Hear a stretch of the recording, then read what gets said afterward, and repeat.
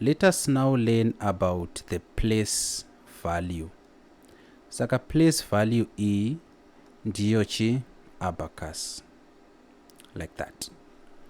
So mukona manyorero avaita panapa kuti tinotangira kokutanga units, toenda pama tens, toenda pa hundreds, toenda pa thousands, toenda pa 10,000s, tozoenda pa 100,000s. So panapa ini manyora ndoda kuita nde aya. Tinotangira ku right kokupedzisira ndiko kunenge kuine units, and ngatiti units, then tobva pa units tichienda pachi tens, tobva pa tens tichienda pa hundreds, tobva pa hundreds tichienda pa thousands, chabva pa thousands tichienda pa tens kana kuti 10,000s rather, vamwe vanoti tens of thousands, 10,000s, tobva pa 10,000s tichienda pa 100,000s seizvi. Saka iyo ndiyo chi the place value system. Ngatitorei muenzaniso wenhamba yatapiwa hapo. Tapiwa 796,401. Saka 1 ndo ma units, ma tens tine 0, ma hundreds i 4, saka tina 400. Ma thousands i 6, saka tina 6,401. Ma 10,000s i 9, saka tina 96,401. Then lastly ma 100,000s i 7. Namba yedu yese i 796,401. Saka ndo zvatoda kudzidza pa place value. Ngatiendei pa example number 2 tuone kuti tiri kuda kudzidza chii. Saka tikatarisa example number 2 tiri kuona takapiwa this situation. Iyi namba irapa inenge iri chii ndi 15,467. Saka panapa ma units i 7, ma tens i 6, ma hundreds i 4, ma thousands i 5, then ma 10,000s i 1. That's why tina 15,467. Tikauya panapa tina 367,218. 8 units, 1 ma tens, 2 ma hundreds, 7 ma thousands, 6 ma 10,000s, and 3 ma 100,000s. Panapa tina 924,652, 2 ma units, 5 ma tens, 6 ma hundreds, 4 ma thousands, 2 ma 10,000s, and 9 ma 100,000s. Saka panapa tikatarisa iya vari kuti abacus.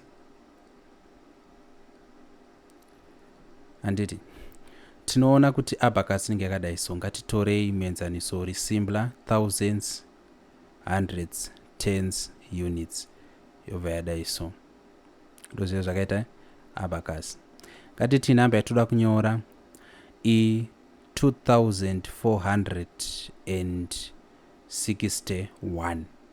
Saka pa ma thousands apa tinoisa chi 2 to ma borrowed seizvi. Pa ma hundreds toisa 4 seizvi. Pa ma tens tichaisa 6, then pa ma units tichaisa 1 seizvo. Saka natadai so tinenge tato representa pa abacus. Kukosha kwazvakaita ndekwekuti zviri kubva zvatiendesa kuactivity number 1. Satikatarisa activity 1 iri kuti practice in pairs or groups. Saka kana uine shamwari dzako kana kuti shamwari yako yaunoita nayo mates, unogona kuida for this particular practice. Kana muri muclass muri mumagroups, you can want to practice with your peers. Asi kana pasina kupractice naye munogona kuita yenyu mega. What you have to do panapa is draw abacuses to show the numbers below. Saka ndoda kuti mudraw ma abacuses ekubva pana A kusvikira pana H. Draw all those abacuses. Toda kumadrawa panapa in a moment. ndoda kuti muzokombeya nekumaka kana kuti munopa teacher mubereki mukoma sisi kuti vakumakirei muchiona kuti manga muchigona here. So tikatarisa pana A apo tinoona kuti namba yatiinayo ndi 3215. Saka place value yatichashandisa wombesa inenge iri 1000, tobva pa 1000 chienda pa 100 tozoti tens units. Totada iso togadzira abakasi yedu. Tagadzira abakasi yedu tonyora namba yacho pasasi 3215. Totanga nekuma thousands kana kutanga nema units hazvina mhosva. Saka panapa i 3000, pama hundreds tine 2, pama tens tine 1, pama units tine 5. Saka 1 2 3 4 5 seizvi. Tinenge tatopedza kana tada iso. Tikaenda pa B tina 14619. Saka place value wombesa yedu inge iri 10,000s. Toenda pa thousands, hundreds, tens, units. Tobva tadrawa our abacus. Toisa maline edu munogona kumaita neruler. Pazasi tonyora namba yacho 14,619. Panapa pama 10,000s tine 1, pama thousands tine 4, pama hundreds tine 6,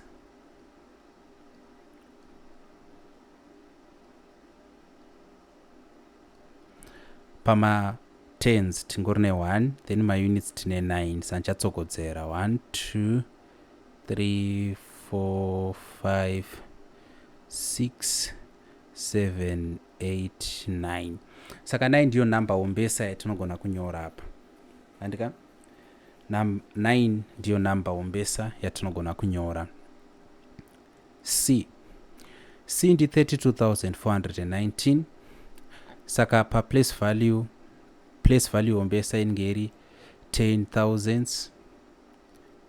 And say easy tobvapo toenda pa thousands, hundreds, tens, units. Say it to draw again our abacus. Maline edu anenge akadai so. Tonyura namba yacho pasasi 32,419. Say easy.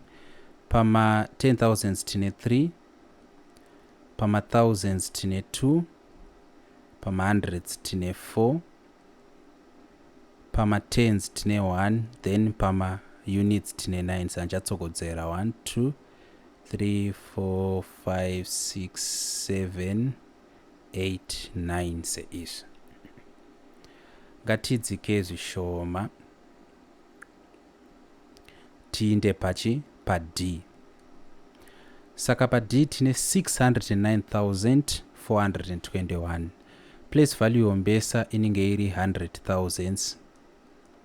Tobvapo tienda pa 10,000s, tozoenda pa 1000, toenda pa 100, pa tens, pa units. Toatadrawa place value kana kuti abacus actually yedu yakanaka so. Tonyora namba yacho pasasi 609,425 seizo. Saka 6 1 2 3 4 5 6 400,000s. Then pa 10,000s since paina 0 saka pana chatinoisa. Pama thousands chesa 9 1 2 3 4 5 6 7 8 9. Pama hundreds 4 1 2 3 4. Pama tens 2 1 2. Pama units 5 1 2 3 4 5 seizo. Tinenge tatoita zvakanaka. Tikaenda pa E tina 246,789. saka place value yombesa i100 thousands toenda pa 10 thousands thousands hundreds tens units todai so esa malaini edu akanaka tonyora namba yacho 246,789 saka panapa i2 for 100,000 then for 10,000 i4 then for thousands i6 then for hundreds i7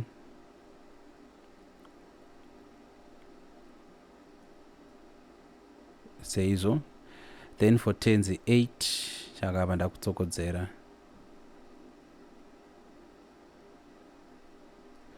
then for units inge iri 9 so I hope kuti muri kubata kuti zvoitwa sei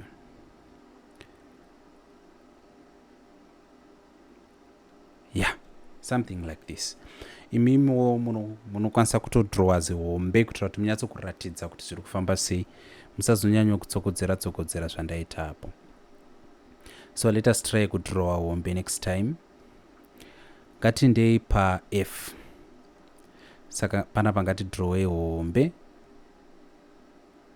anditika okay if number yacho 421,826 saka 100,000 tichaenda pachi pa 10,000 thousands hundreds tens units so ndaisa hombe kuitira kuti tisatsokodzera ndo zvamunofanirwa kuita nokuti space munenge muinayo namba yedu for f ndi 421,826 seizo saka panapa tine 4 1 2 3 4 apo tine 2 1 2 apo tine 1 apo tine 8 1 2 3 4 5 6 7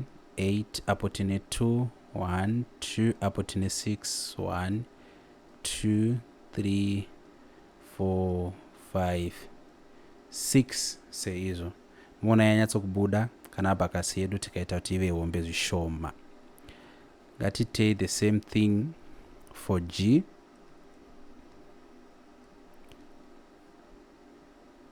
saka g number iripo i693,124 saka panapa tine 100,000 10,000 thousands hundreds tens units todai so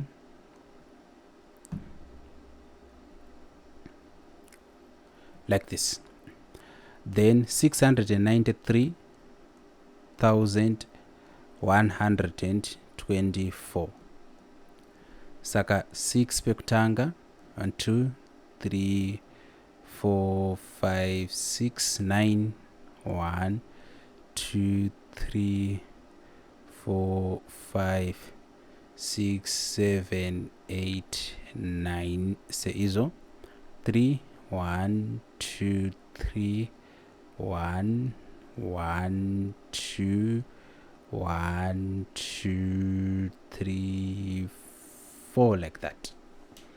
That is what we have. Okay, lastly h. Saka h ndian 889,624.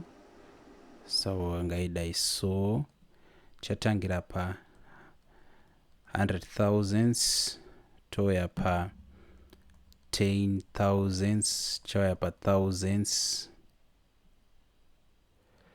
Manamba yenyu malaini yenyu please ngave straight. Panapa i hundreds, tens, units. Number yedu ichi 889,624. Saka 8 1 2 3 4 5 6 7 8 1 2 8 foot 3 4 5 6 7 8 9 hapo 1 2 3 4 5 6 7 8 9 6 hapo 1 2 3 4 5 6 and 2 1 2 then 4 1 2 3 4 like that. So that is what it is. Ta representer from A to H, all the numbers on the abacus.